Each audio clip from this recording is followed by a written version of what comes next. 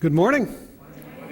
I'm Robert Kelly. I am one of the pastors here at the church and would like to just welcome you to, Daylight Savings Time Day Clock Forward, and welcome you to the first Sunday here in Lent, and of course to our the beginning of our series, Characters Welcome. All sorts of different things going on today. I don't know exactly how the daylight savings thing is related to the rest of them, except that it just means everyone's a little bit sluggish. So welcome, and we will help make certain that there's plenty of coffee for you this morning as you try to get over this 1 hour loss hump. So as we are entering into this new series, we're going to be looking at different characters of the Old Testament. And so this is a great time to jump in on the readings of the chronological Bible. And you just pick up a chronological Bible and start, whatever the day says, you just start on those readings for that day, and you'll be ready for each of our messages on Sunday morning. And if you're involved in a small group, a number of the small groups are also following along with the readings as well. And so you just pick up on whatever day it is, you open up to that day in the chronological Bible, and away you go. And for the readings of this last week, we have been looking at some very colorful characters, some of whom we'll be talking about in a few moments. You'll also notice we're switching the service up a little bit. We're not going through our regular communion time and liturgy as we celebrate the Eucharist here together a little bit later as part of our message and our call and our challenge to you this morning. So that'll be kind of woven into the rest of the service a little bit later on. When Cheryl and I write little notes to each other, on a card or something like that, a Valentine's Day, she'll often say something like, looking forward to growing old together with you, that kind of a thing. Very sweet kind of a thought. Of course, it's always a twisted thing for me. It's like, oh, that's so sweet, but I don't really want to grow old. But I do want to grow old together. But I came across a story where there was this older couple. They were in their 80s, and they'd been married a long time, and they started realizing that they were forgetting things. They'd gone to the doctor and gotten it checked out, and trying to figure out what's going on, if there's something they should be worried about. The doctor said, no, there really isn't. You probably just need to start writing more notes. Reminding yourself of things. You're just going to start forgetting things a little bit more. So that night they're home, and they're sitting down watching TV. The husband gets up, and he's walking into the kitchen, and the wife says, "Hey, could you grab me some ice cream?" He's like, "Sure." And she goes, "You think maybe you should write that down?" He's like, "I'm just going to the kitchen to get ice cream." He's like, "No, I don't need to write it down." She's like, "Well, I also want strawberries." "You're going to forget it. You should just write that down." He's like, "I'm not going to forget ice cream and strawberries. It's not a big deal. I'm going to bring them out in a minute."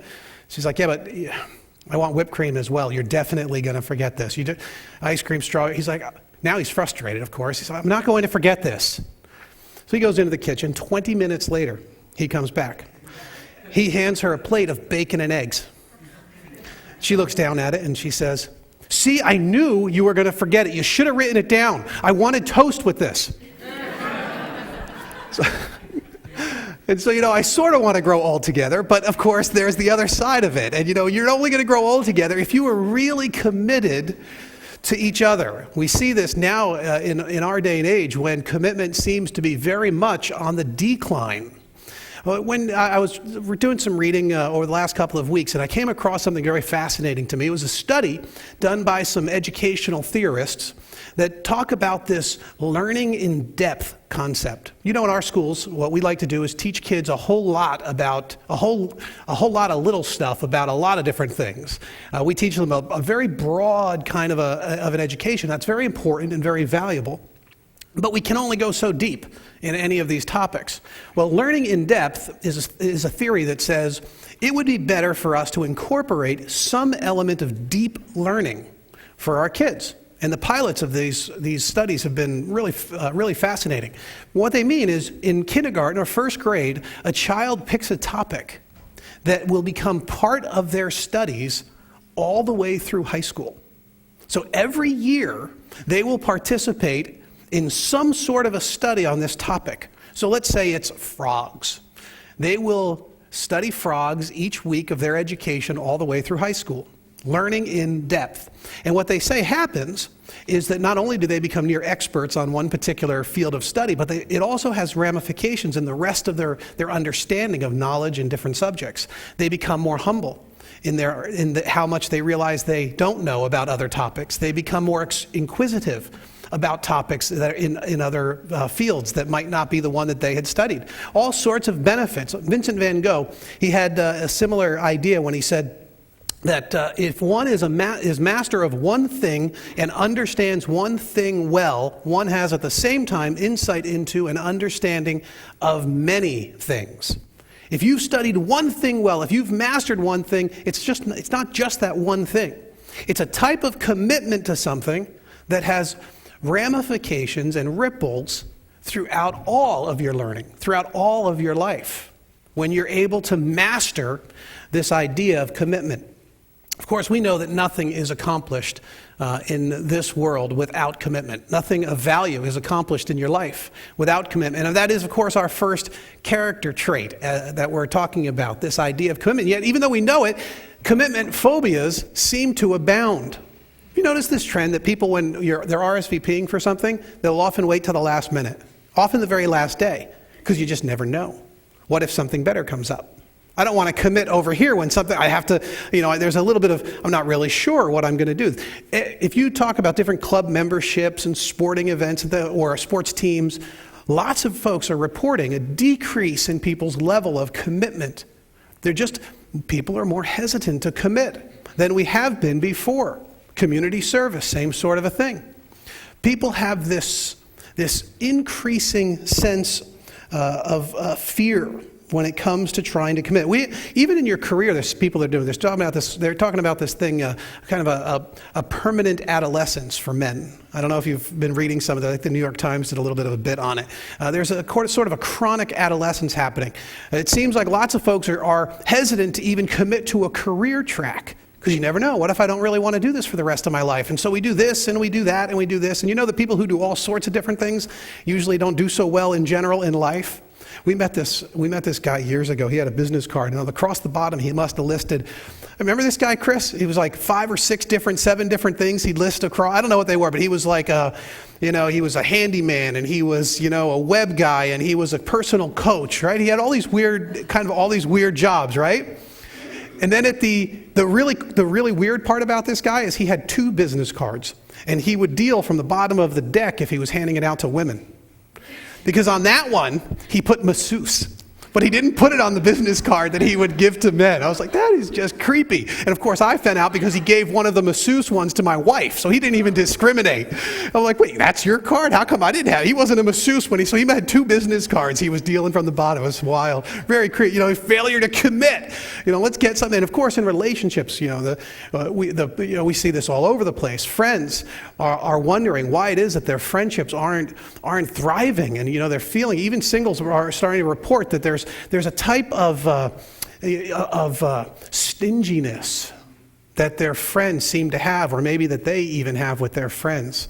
Failure of commitment and acceptance and willingness to lay it on the line for each other, which leaves us increasingly isolated and alone. We, of course, know the proverbial fear of commitment for men. You say commitment to a man, and often what they hear is compromise. That's it. There's a commitment, compromise. Somehow it's translated wrong in the head. I don't understand why this is, of course, but if you tell a man that he's got to commit, he hears freedom, a fear of loss of my independence. It's not a freedom of relationship. It's a loss of my independence. They hear often, instead of commitment and strength and togetherness, they often hear, well, that means financial ruin when you ultimately leave me.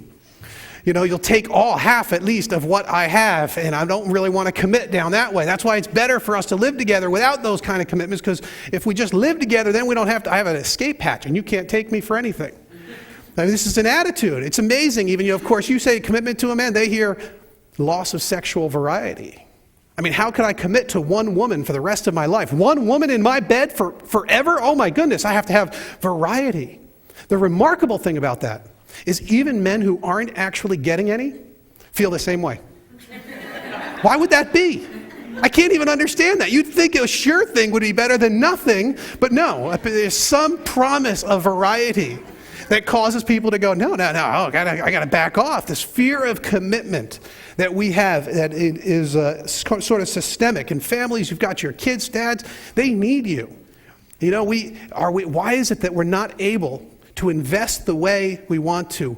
Husbands, your wives, they're wondering what's going on emotionally. Where are you? Are you distant? Are you disconnecting from them in many other ways? It's just, we see it's a systemic, even an epidemic thing that's going on in our culture today, this lack of commitment. But of course, we know that we need commitment in everything, and not merely lip service to commitment. You guys know this, of course. You can't just say, yes, I'm committed.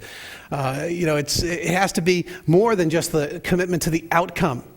There's got to be more to it than that. There's the way that psychology today talks about this. Imagine for a moment kids who are trying to get straight A's, or husbands who want a better marriage, right? Psychology today, I got a quote here that you guys can read. It says, the difficulty is that we're making promises about outcomes, but ignoring the process necessary to achieve that goal. The commitment simply becomes lip service without the earnest devotion toward achieving the end.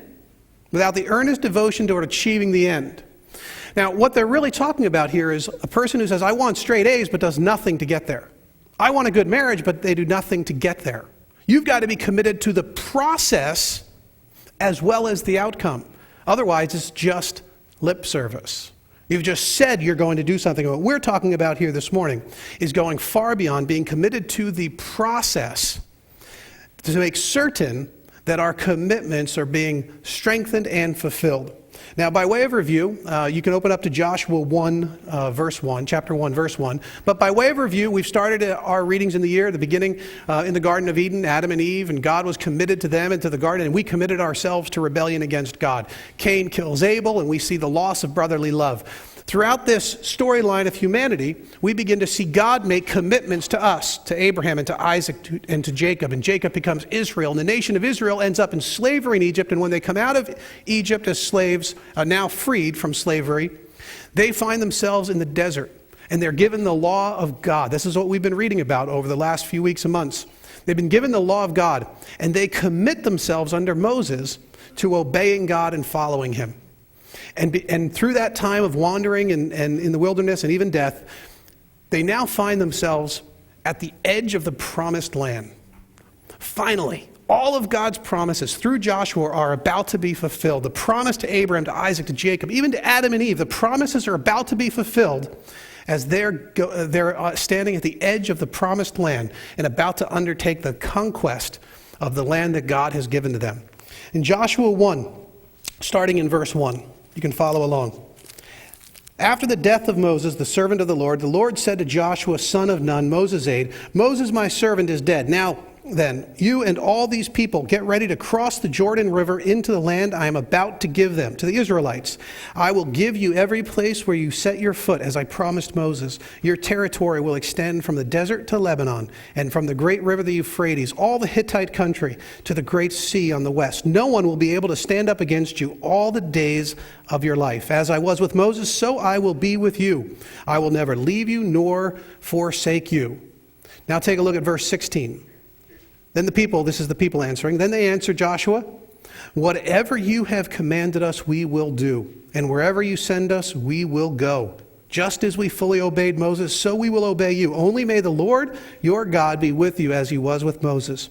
Whoever rebels against your word and does not obey your words, whatever you may command them, will be put to death. Only be strong and courageous. See, people need us. And we need them. The people needed Joshua to fulfill the commitment of God to them. To fulfill the promises of God, they needed Joshua, and they needed him strong. And he needed them.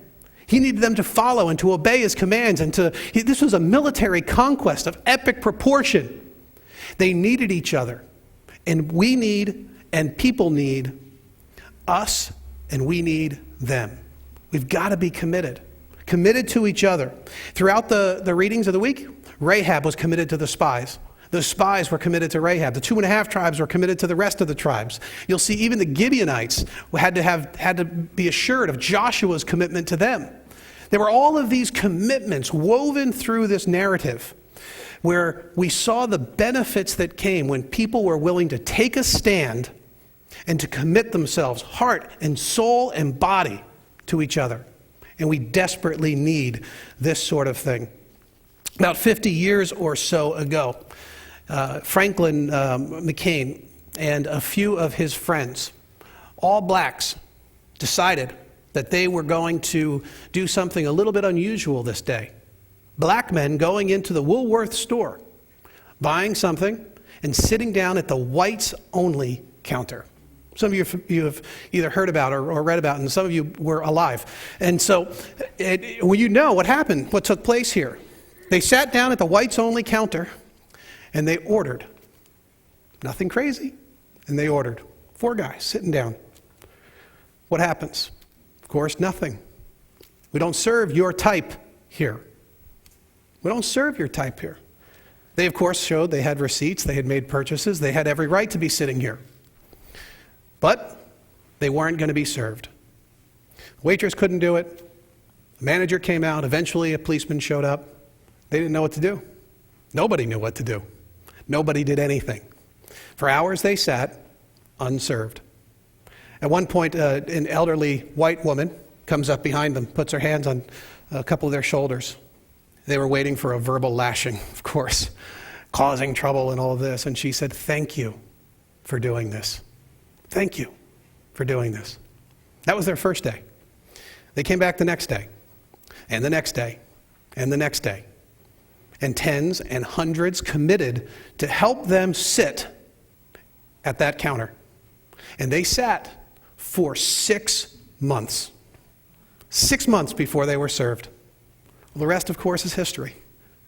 Desegregation, equal rights and access, a breakthrough in American culture. People need us to be committed to what's right, committed to each other. We need it. It's the way a society will become great, will remain great, will become better, how families will be strengthened. We need to be committed. Your employer needs you to be committed to honesty and integrity and hard work. They, of course, need you. You, of course, need them. Your kids need you to be invested in their lives, not just paying for things or buying things for them, but to understand the rhythms of their development, who they're becoming, and when they need you most, how they need you. Your relationships, same thing, to invest yourself, to commit yourselves to this end. People need you. One of the great challenges in this, what we see is, we're not disciplined in these ways anymore. And so we don't even see some of the opportunities. For instance, your small group needs you. They need you to be there. They need you to be part of their learning community. They need you to be learning together, growing together, loving on each other. They need you to be working out your lives together so that your faith can become real and vibrant in the midst of community. They need you to be praying for each other. This is part of the reason why we do small groups, is so we can knit our lives together in layers of commitment that we are unaccustomed to. Your church family, how you'll serve and give and help and provide and all of these things. You're needed, and you need them. Levels of commitment that maybe we haven't really thought through. There was an elderly couple. They were asked, how is it that they've been together 50 years? How did you do it 50 years? And he gets, the floor first, and he says, well, I've tried never to be selfish. I want to make sure, that I'm always committed to my wife. After all, there's no I in the word marriage. Of course, she gets her turn, and she says, and for my part, I'm committed to never correcting his spelling. To be committed to each other for the long haul is the answer. All difficulties and challenges taken in stride together. Now, I know up until now I've sort of been talking about more commitment. It isn't really the whole story. I've been talking about ramping up commitment. But really, if you think about it, we're always committed to something. We're always committed to something. It isn't necessarily just a matter of ramping up your commitment. Even when you're not committed to things, you're committed to certain things. Whether you realize it or not, you're always committed to something. In our story, Achan this is a few chapters later, Achan was committed to all the wrong things. He was committed to wealth and reputation. And because of that, we find later on in the story, Joshua 22:20, when Achan, son of Zerah, was unfaithful in regard to the devoted things, did not wrath come on the whole community of Israel? He was not the only one who died for his sin. See, there's a part of this that we've got to remember. Your commitments to the wrong things bring death into the lives of others. That's a harsh truth. We see it, we know it. You see it most obviously when somebody is committed to the wrong thing, say an addiction. Right? You may not think of this in terms of commitment, but it really is. It's the act of the heart, it's the devotion, the earnest devotion of the heart towards some wrong end. If a person is a drunk or committed to drug, you know what's going on here. A drug addict, they're wrecking their families, they're destroying lives. But it doesn't have to be so severe. If you're committed in all the wrong ways to all the wrong things, some of you it's a relationship. You're committed to the wrong person at this time in your life and to the time in their life. You're committed to the wrong person. It brings death, not only to you or to them, but to other people around you. When you're committed to things that don't really matter for the good of people or for God's kingdom, it brings death. We're not the only ones who die for our sin. A little bit of other lives is destroyed. A little bit of death ripples throughout all of our social circles as we're committed to all the wrong things. So it isn't just about ramping up your commitment. It's about making sure you're committed to the right things. Sometimes you're committed to good things, just simply not the best things. And because of that, a little bit of death enters into the lives of people around you. This is why it's so important as we sort of think through what was going on in Joshua, to realize that not only do we need to be committed to people and people need us committed to them, we need to be committed wholeheartedly to God. Wholeheartedly to God. And again, not just in lip service. Mae West said that an ounce, we've got a quote here, an ounce of performance is worth pounds of promise. An ounce of performance is worth pounds of promise. You can't just simply be committed to God by saying, I'm committed to God. It's how you play that commitment out, how you commit yourself to the process of pursuing God, of being committed to God, that matters. We see this in our text in Joshua 1:6. God says, be strong and courageous because you will lead these people to inherit the land I swore to their forefathers to give them. Be strong and very courageous. Be careful to obey all the law my servant Moses gave you. Do not turn from it to the right or the left, that you may be successful wherever you go. Do not let this book of the law depart from your mouth. Meditate on it day and night, so that you may be careful to do everything written in it. Then you will be prosperous and successful. Have I not commanded you, be strong and courageous? Do not be terrified. Do not be discouraged, for the Lord your God will be with you wherever you go. He's telling Joshua, you've got to obey the word. You have to know it. You've got to internalize it. You have to follow God, commit yourself to him, obey and trust. And this will help purify the things that you're supposed to be throwing your energy after and committing your life to. When you know the Word, when you internalize the Word of God, when you've understood His Scriptures in increasing measure and how they apply to your life, now you'll see the things that actually matter to Him and that are good for you. And those you'll see your commitments heading in the right direction rather than in the wrong direction. It's a wholehearted kind of devotion, of course.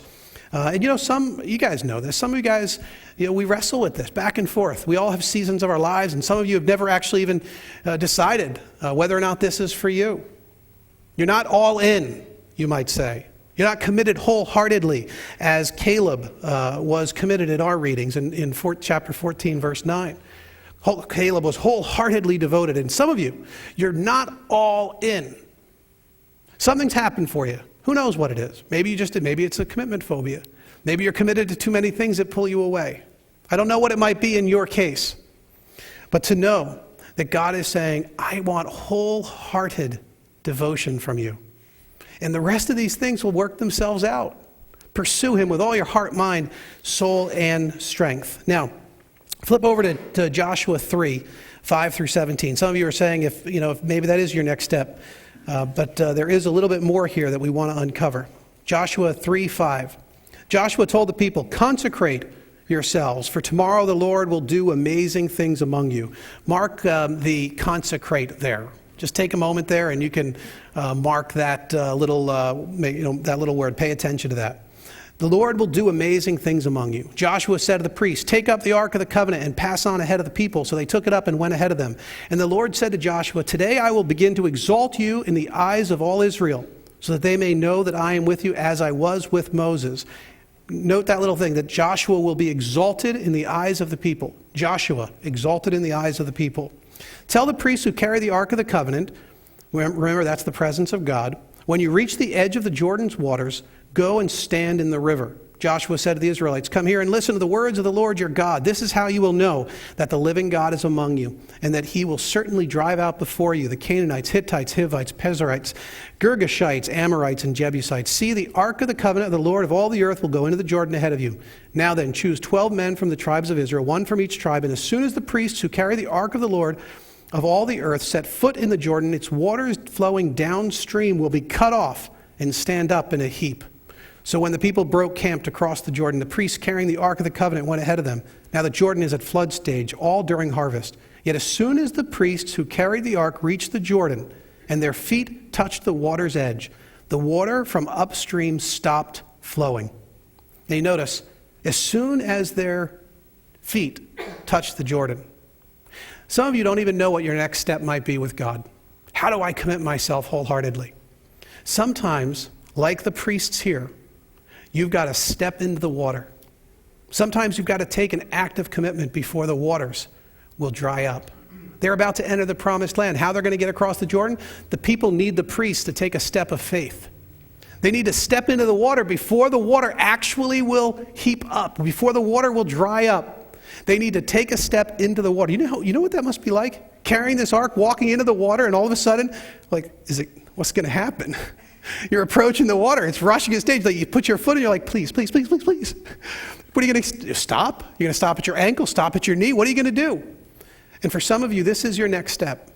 It's an act of commitment to say, you know what? I'm going to take a step forward. I'm going to get my feet wet a little bit. I'm going to commit myself to God and see what he will do.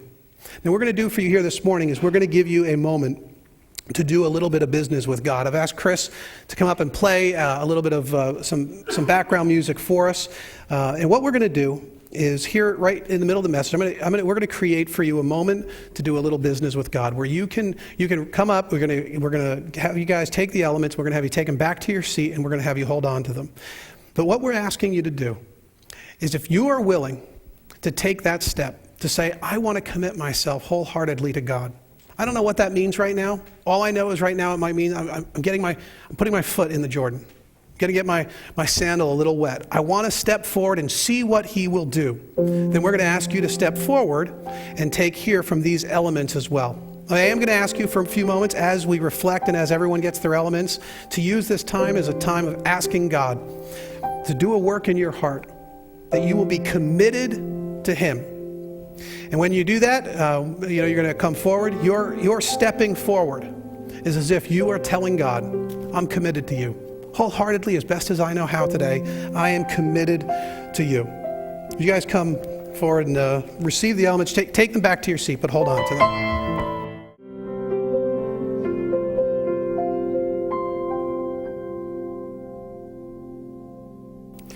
You've come up, you've taken these elements, you've taken a step out in a sense of your comfort zone, and you've said, I want to be a part of what God is doing. The table here represents the presence of God, just as the ark did for the Israelites. It represents the presence of God here in our midst and in our lives.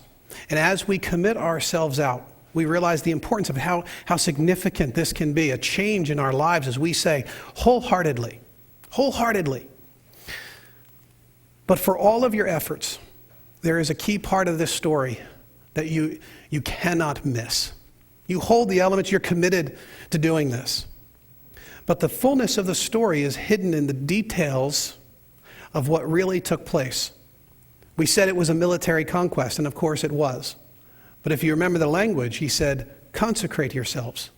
That's religious language. That's not war language. Make yourselves holy. Separate yourselves from all of those things that will contaminate.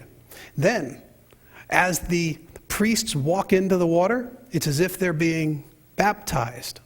Same type of an idea. Manna ends, and God provides for them through the abundance of the land. It's at that moment, for the first time in the book of Joshua, that the people of Israel are called a nation. They're a new nation. They're a new people. You see, something took place here. It was a religious moment. It was a spiritual experience that was much more than simply the Israelites committing themselves to their God, or you committing yourself to God.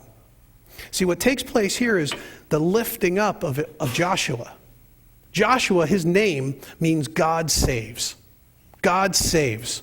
And when we're told that God would lift up Joshua, it would be very hard for the original readers of the New Testament to miss that the name Joshua, God saves, in Hebrew, is the same as the name Jesus in Greek.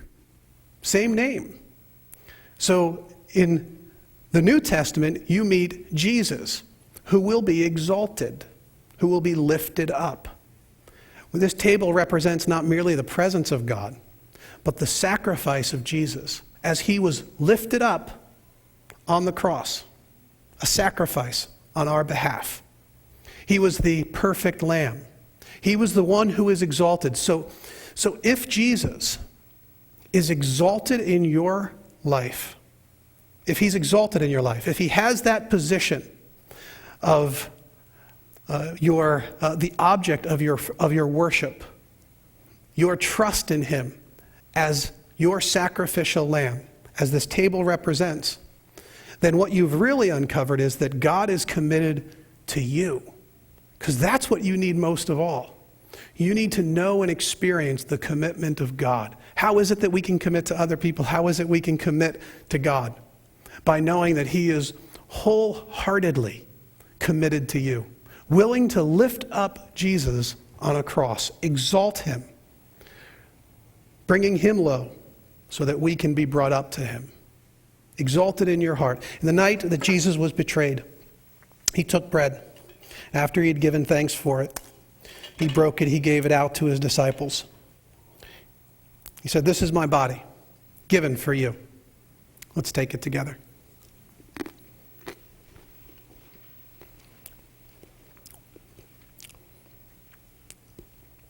In a similar way, after the supper, he took the cup.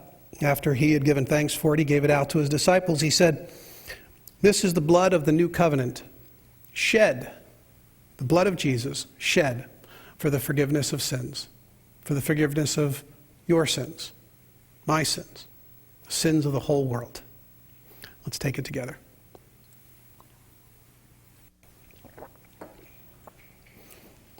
As you read through these stories and you reflect on what it is that God is doing in your life, if you are committed to him and committed to each other, if you want to be wholeheartedly committed to him, this is where it starts. It starts by you saying, "I believe, I trust that you are in fact wholly committed." God has left nothing to question anymore. You never have to doubt whether or not he loves you, whether he adores you. He does. He's more committed to you than anyone has ever been. He's more committed to your life and to shaping you, to supporting you, to encouraging you, to saving you, redeeming you, bringing you into the promised land. He is more committed to you than anyone has ever been or ever will be. And when you start there with a picture of the exalted Christ in your heart, then to commit yourself to him is so much easier. Someone who has loved you that desperately, with that much sacrifice, how could you not surrender your life wholeheartedly and fully to him?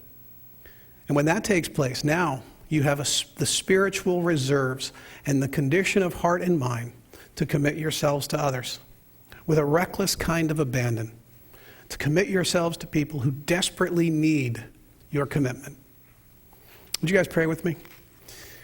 Father, as we take just a few moments here to think about and talk about what this virtue of commitment looks like and means, may we never, Father, think that as we simply try harder and do better, that these things will work themselves out. But instead, Lord, we need to be committed first and foremost to having Christ exalted in our hearts, to trusting you and your word, that you do love us, that we're adored by you. I pray, Lord, out of that would come the strength necessary, the commitment necessary to live our lives fully consecrated, that we might obey then all your commands, that we might walk with you, that we might dwell in your presence, and that our lives might become a living sacrifice for those all around us. We ask that the power of the Spirit would purify our hearts and our motives so that we would be committed to all of the right things in all of the right ways. We pray, Father, these things, asking them all in the name of Christ. Amen.